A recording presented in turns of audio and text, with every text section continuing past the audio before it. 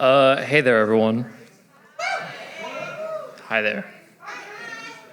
I've been reading a lot more than I've been writing lately, which is, I think, probably for the best for everyone.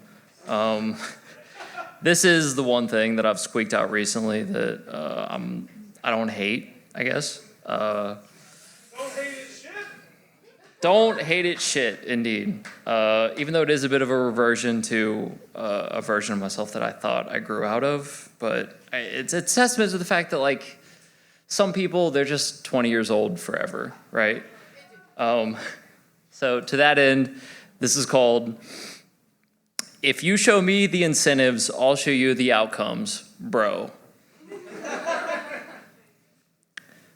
The dominion of the deep, the palaces of the cumulonimbus, static charge of dead cornfields flirting with one another across barometrics, etiolated dehiscence. They say nothing ever happens. They say everything happens so much. Most of the world is empty. Small parts of it are so full, it's a fucking mess. The sensory overload a kid gets going to Jungle Gyms or Kings Island for the first time has to be the closest thing we Americans can get to pilgrims seeing Mecca.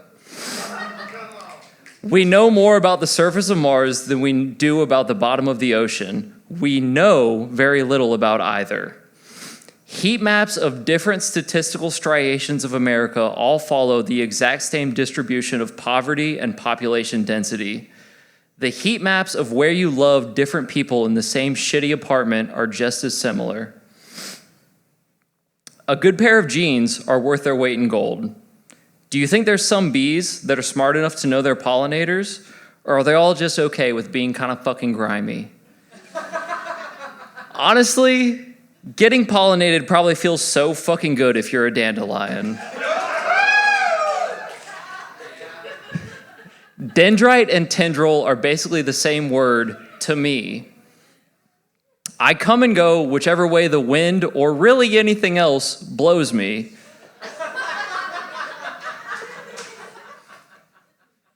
Tombstones made with real tombs. Life's recursive in a way that only schizophrenics can truly understand. Inanimate objects are constantly screeching at you in a language you wouldn't know anyway if you bothered to hear it. At best, they're warning you. More often than not, you're being threatened.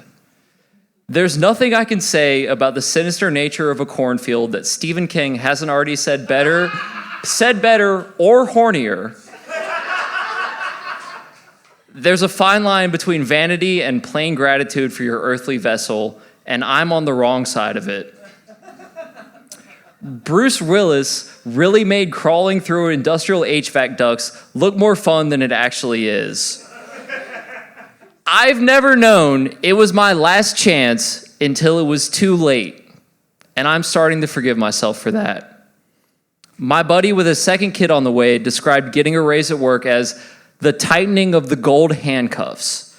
And I've never been more grateful to be broke with no responsibility to anyone but myself, kind of. This sounds selfish, and it probably is, but I justify it by saying I'm still just trying to get my own oxygen mask on long after the flight crashed. People talk a lot about having nothing to lose. I'm becoming more interested in identifying when there's nothing to gain. I'm ready to die, but more importantly, I'm ready to live. And I'm pleased to finally discover that those things are not mutually exclusive.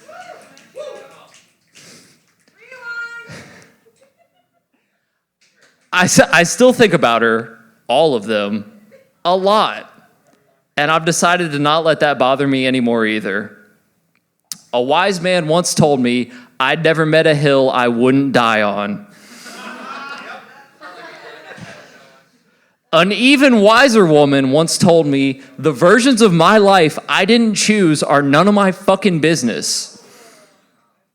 I believe in free will, but I also believe the only way anything ever could have happened is the way it did, as evidenced by everything happening that exact way. But we're quiet now. We're thinking of all the different ways a car could crash or a barn could burn. We're thinking of some days. We're letting the dirty laundry pile up guilt-free. As the prophet said, all of life is but a stage, and days like these are far too rare to cheapen with heavy-handed words. If you don't fuck on the first date, you need Jesus. Let Jesus into your heart so he can convince you to fuck on the first date. Thank you.